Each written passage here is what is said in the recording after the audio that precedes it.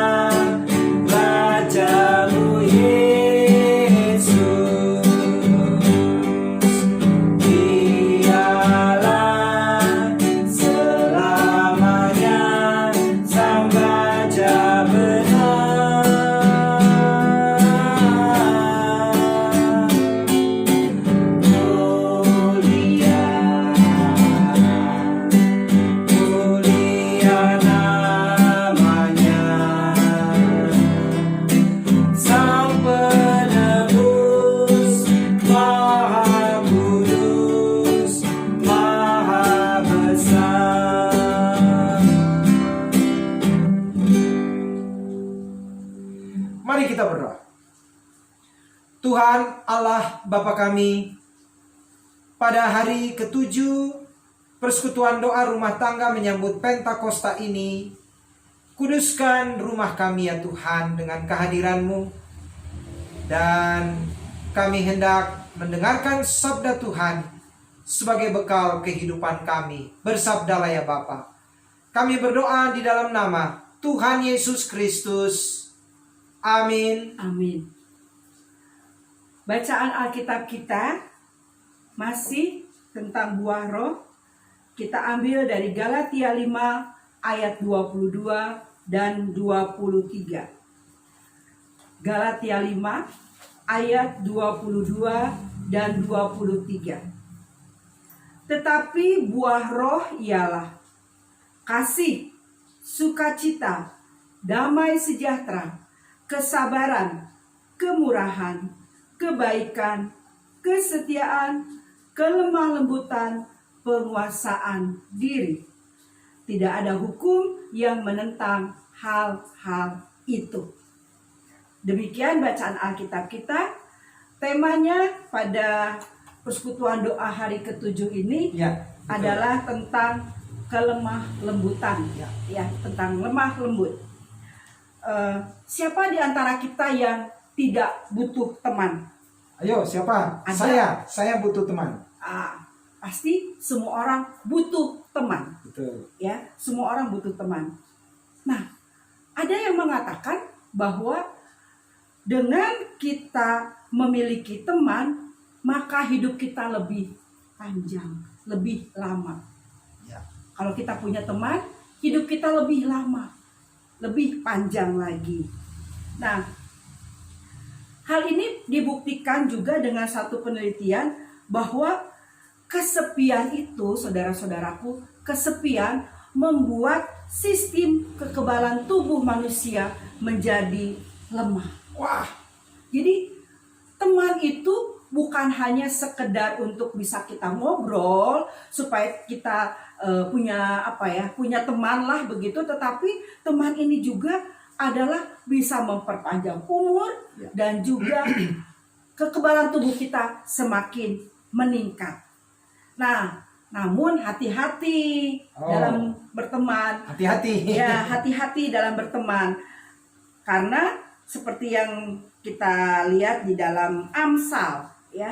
Di dalam Amsal 18 ayat 24 dikatakan, ada teman yang mendatangkan kecelakaan, tetapi ada juga sahabat yang lebih karib daripada seorang saudara.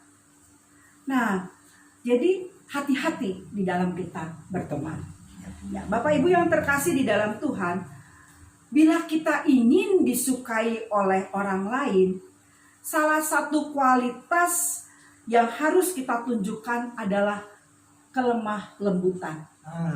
Supaya kita punya banyak teman, supaya kita disukai, maka kualitas yang harus kita tunjukkan adalah kelemah lembutan. Ya.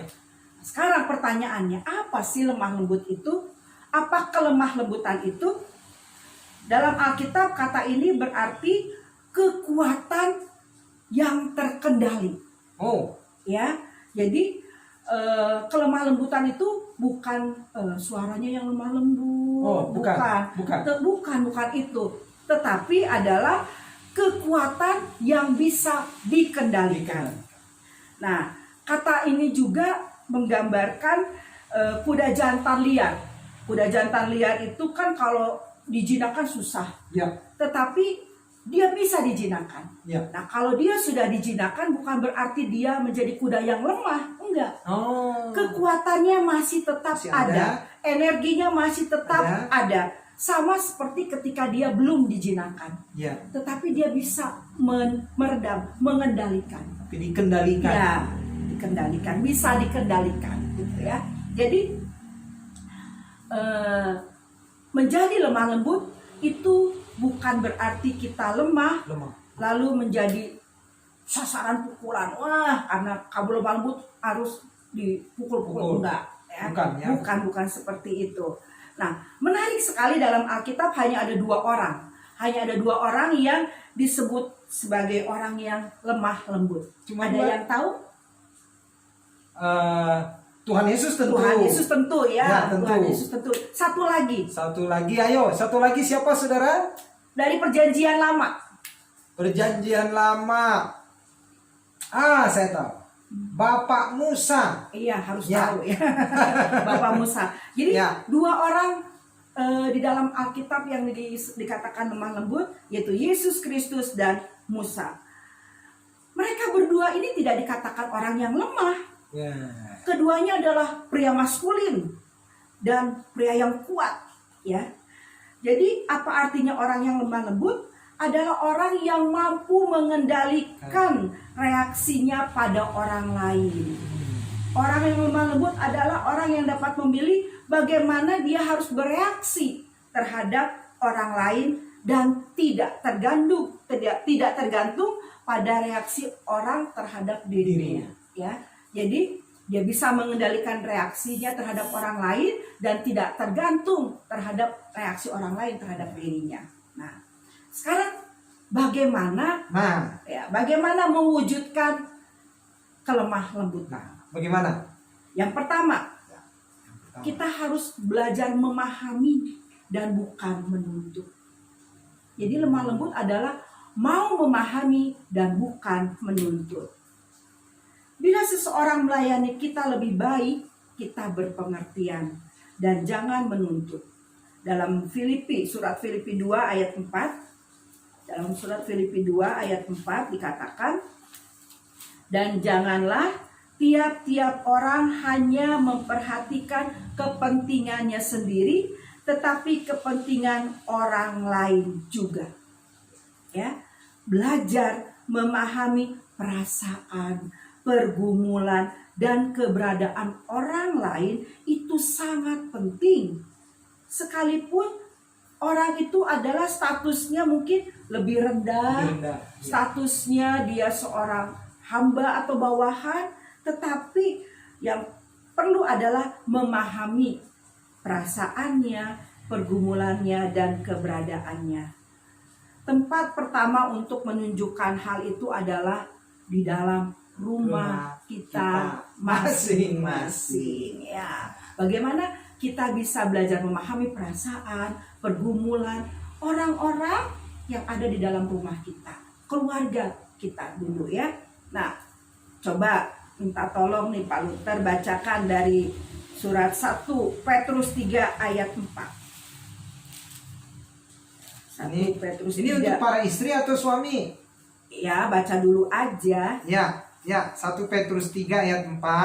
Ya. Tetapi perhiasanmu ialah manusia batiniah yang tersembunyi dengan perhiasan yang tidak binasa, yang berasal dari roh yang lemah lembut dan tentram, yang sangat berharga di mata Allah. Ya, tadi saya minta Pak Luther untuk bacakan karena itu ayat itu ditujukan untuk para istri. Oh, ya, para istri. Para istri. Jadi dikatakan para istri, dengarkanlah, perhiasanmu ialah manusia batiniah yang tersembunyi dengan perhiasan yang tidak binasa, yang berasal dari roh yang lemah lembut dan tentram, yang sangat berharga di mata Allah. Sekarang nih untuk para suami saya bacakan ya. Untuk para suami ada di 1 Petrus 3 ayat 7 ya. 1 Petrus 3 ayat 7. Katakan, demikian juga kamu hai suami-suami, hiduplah bijaksana dengan istrimu sebagai kaum yang lebih lemah. Hormatilah mereka sebagai teman pewaris dari kasih karunia, yaitu kehidupan, supaya doamu jangan terhalang. Ya. Jadi belajarlah untuk saling memahami di tengah-tengah anggota keluarga kita, bukan menuntut. Ya. Yang pertama, belajar memahami, bukan menuntut. Yang kedua, memaafkan, bukan menghakimi. Jadi kelemah lembutan itu caranya kita mau memaafkan, bukan menghakimi. Bila seseorang mengecewakan kita, maafkanlah. Ya, jangan menghakimi. Dalam surat Galatia 6 ayat 1 disebutkan, ya, Galatia 6 ayat 1 disebutkan, saudara-saudara, kalaupun seorang kedapatan melakukan suatu pelanggaran, maka kamu yang rohani harus memimpin orang itu ke jalan yang benar dalam roh lemah lembut, sambil menjaga dirimu sendiri supaya kamu juga jangan kena pencobaan. Ya. Nah, pencobaan di sini apa sih yang dimaksud dengan pencobaan di sini? Godaan. Ya, betul. Ya. Rasul Paulus maksudkan di sini adalah godaan untuk menghakimi, godaan untuk merasa bahwa diri saya ini lebih suci, lebih benar. Itulah yang ditunjukkan orang-orang banyak yang membawa seorang wanita, masih ingat? Ya. Wanita yang kedapatan apa? Kedapatan berbuat zina. Ya, kedapatan berbuat zina dibawa ke Tuhan Yesus untuk dihakimi. Ya. Nah, biasa kita seperti itu. Ketika ada orang yang melakukan suatu kesalahan atau mengecewakan kita, bukannya memaafkan Ya. tetapi malah menghakimi gitu ya. Nah, jangan sampai kita jatuh ke dalam godaan untuk menghakimi. Itu di Injil Yohanes. Ya, Yohanes. Yohanes 8 itu. Ya. Yohanes 8-nya. Yohanes Tepatnya Yohanes 8 ayat 2 sampai 11. ayat 2 sampai 11. Silakan nanti Bapak Ibu baca ya. Nah, sekarang mengapa nih kita tidak boleh menghakimi? Oh, nggak boleh? Nggak boleh. Nggak boleh. Bukan karena itu tugasnya hakim, bukan. Ya. Mengapa kita tidak boleh menghakimi? Karena itulah cara Tuhan Yesus memperlakukan kita. Oh. Itu yang Tuhan Yesus lakukan kepada kita. Mari kita lihat di dalam surat Roma. Roma pasalnya yang ke-15. Roma 15 ayat yang ke-7 dikatakan, sebab itu terimalah satu akan yang lain, sama seperti Kristus juga telah menerima kita untuk kemuliaan Allah. Ya, Nah ya, jadi Bapak Ibu yang terkasih di dalam Tuhan, bila kita tergoda untuk menghakimi, ingatlah berapa banyak dosa yang sudah kita lakukan yang sudah diampuni oleh Tuhan. Oh, wah, banyak sekali. Banyak sekali. Tak terhitung. Tak terhitung. Nah, karena Dari itu, sejak kita kecil, ya kan? karena itu untuk apa sih kita menghakimi? Ya. Karena kita juga diperlakukan yang baik oleh Tuhan. Tuhan memaafkan kita, mengampuni kita. Itu yang kedua ya. Mengampuni, memaafkan, bukan menghakimi. Yang ketiga, lemah lembut tanpa menyerah. Ya. Apa itu?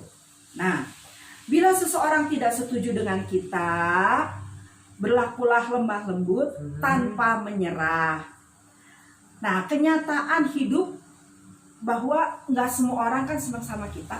Iya, betul. Nggak semua.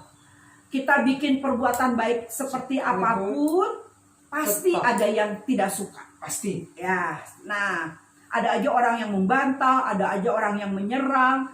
Nah, justru pada saat seperti itulah kematangan rohani kita diuji dalam menghadapi orang-orang semacam itu. Apakah kita mundur dengan perasaan takut? Saya takut, udah deh, saya mundur aja. Ya. Atau kita tunjukkan kemarahan kita, tunjukkan emosi kita. Atau kita tunjukkan sikap lemah lembut. Nah, sikap lemah lembut tadi ingat ya, bukan berarti kita lemah, tetapi bagaimana kita bisa meredam, ya, menahan, ya, gitu. Nah, bila kita menyerah, itu pengorbanan tidak baik, ya, yang tidak baik. Bila kita marah, itu tanda bahwa kita juga tidak aman, kita juga terancam. Marah itu Bapak Ibu ya, marah itu adalah lampu peringatan yang memberitahu bahwa kita sudah kehilangan harga diri. Ya, jadi ketika kita menghadapi orang yang tidak menyukai kita lalu kita marah, Ya. itu tanda bahwa harga diri kita itu sudah hilang. Ya. Bila orang menjadi marah, reaksi yang paling umum adalah biasanya gimana? Kasar kan ya? Kasar. Kasar. Menyerang Bentak. orang lain, Menyerang. mungkin bisa sambil memukul dan sebagainya ya. Memfitnah juga bisa. Nah, justru ketika kita melakukan itu harga diri kita hilang. Nah, yang paling baik Ya. adalah menanggapi segala sesuatu itu dengan kelemah lembutan. Dengan tetap menjaga hak kita dan menghormati pendapat orang lain. Menjaga hak kita dan menghormati pendapat orang lain. Mari kita lihat di Amsal 15. Amsal 15 ayat 1 dikatakan, jawaban yang lemah lembut meredakan kegeraman, tetapi perkataan yang pedas membangkitkan marah. Ya, membangkitkan marah. Itu yang ketiga. Yang keempat, bersedia diajar, bukan sulit didekati. Bersedia untuk diajar, Bukan sulit didekati. Nah, bila seseorang mengoreksi kita, Koreksi ya. ya, kita harus mau diajar, bukan menjadi orang yang sulit didekati. Misalkan nih, saya mengkoreksi Pak Luther. Ya. Nah, Pak Luther harus bersedia untuk diajar. Bukan udah deh saya lebih baik menghindar. Bukan seperti itu ya. Mari kita lihat di dalam surat Yakobus. Yakobus 1 ayat 19. Dikatakan, "Hai saudara-saudara yang kukasihi, ingatlah hal ini. Setiap orang hendaklah cepat untuk mendengar, tetapi lambat untuk berkata-kata, dan juga lambat untuk marah." Bila kita melakukan dua hal pertama dalam ayat ini, ya, kalau kita melakukan dua hal pertama, yaitu cepat mendengar, lambat berkata-kata, nah, maka yang ketiga biasanya akan terlaksana. Lambat marah. Lambat marah. Karena kita mau mendengar dulu dan menahan dulu nih. Ya. Jangan sampai kita melontarkan kata-kata yang nanti kita sesali. Ya. Nah, apabila kita ingin menjadi orang yang lemah lembut, gunakanlah lebih banyak telinga kita. Ya, telinga kita. Ya, pergunakan lebih banyak telinga kita daripada mulut kita. Dijahit ya. Nggak dijahit sih, dijaga, Ditutup. dikendalikan. Ya. Kata Yesus, orang yang lemah lembut akan memiliki bumi. Di mana tuh? Matius. Khotbah Tuhan Yesus di bukit. Ya, di dalam Matius 5. Terus 5 ayat 5. Nah, maksud lemah lembut di sini adalah lemah lembut dalam sikap dan tindakan. Nah, hai para suami, jika istri Anda mengkritikmu, bagaimana sikapmu? Bagaimana sikapmu? Hai para istri, jika suami Anda mengkritik Anda, bagaimana sikap Anda?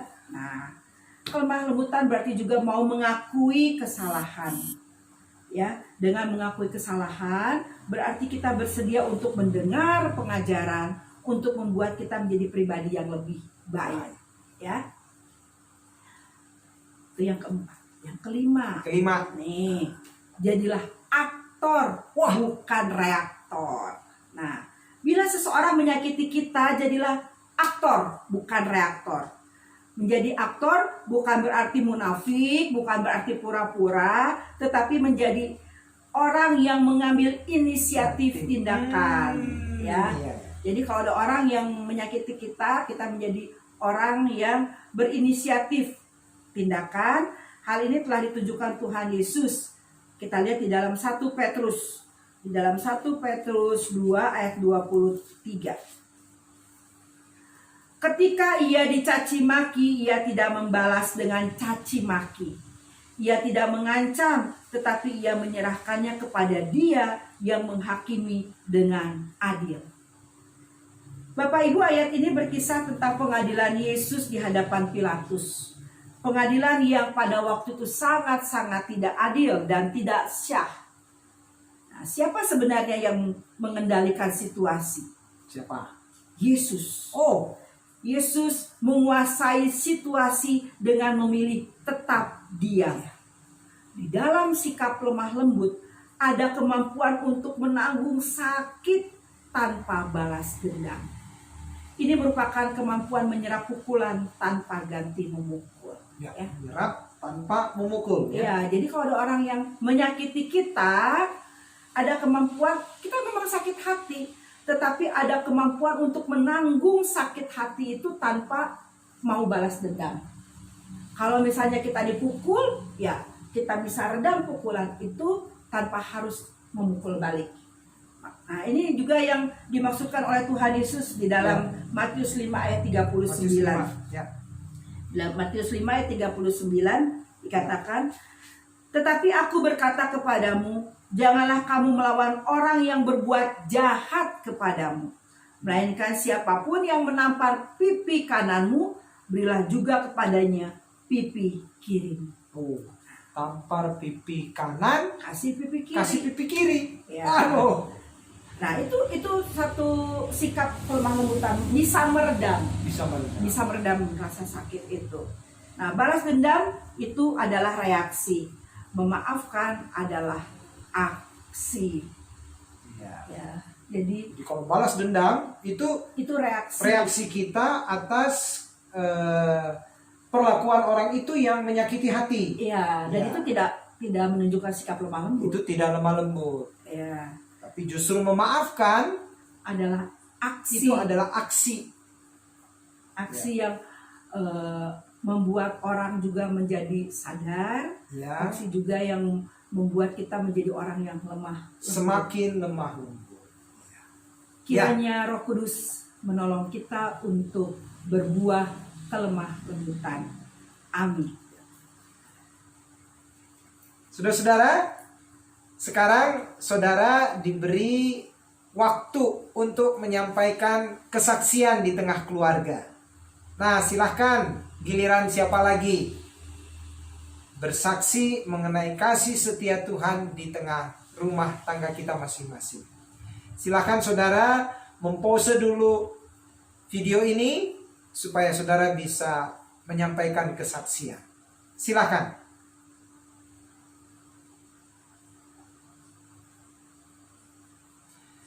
Saudara-saudara, sekarang kita lanjutkan dengan pokok doa syafaat. Kita akan mendoakan karyawan gereja dan juga majelis jemaat. Mari kita berdoa. Tuhan Allah Bapa kami, terima kasih Tuhan, kalau Engkau senantiasa memperlakukan kami dengan lemah lembut.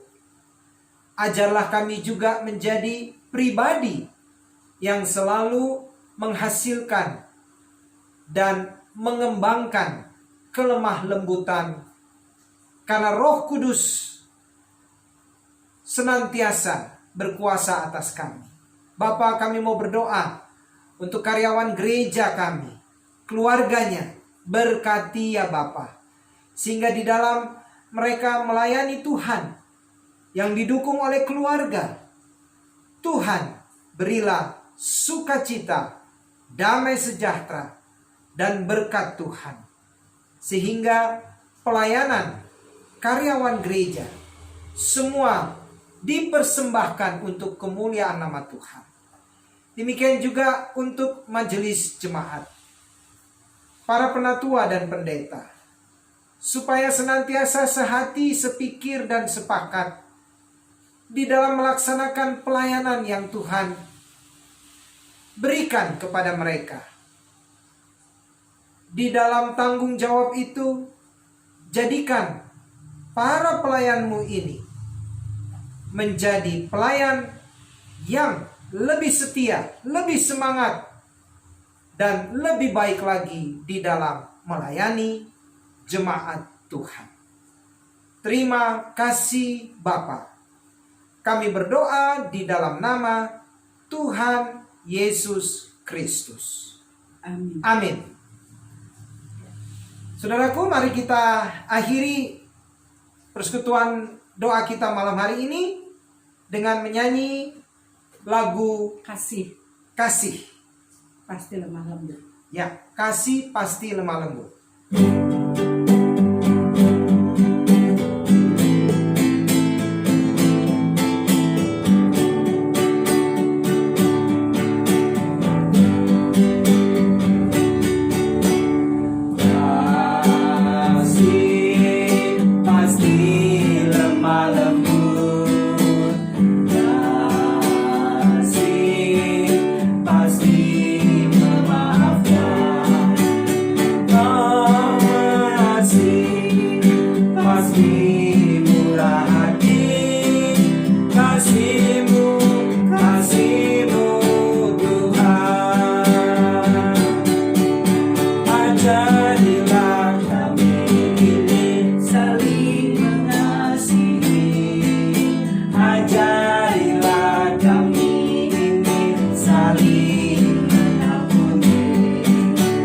Ajarilah kami ini kasih-Mu.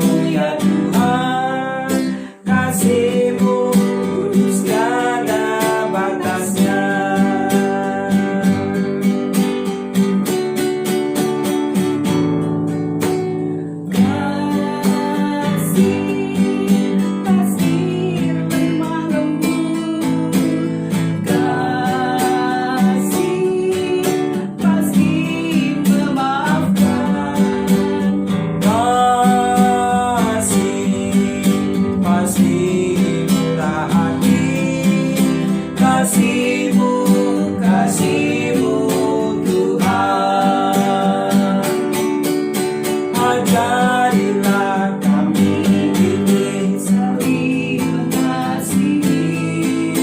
Ajarilah kami ini saling mengampuni.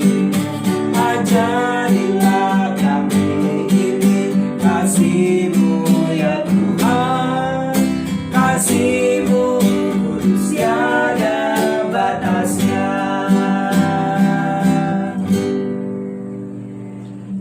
Demikianlah saudaraku, persekutuan doa kita di hari ke-7 ini. Sampai jumpa besok, hari ke-8. Tuhan Yesus memberkati kita senantiasa. Amin. Amin.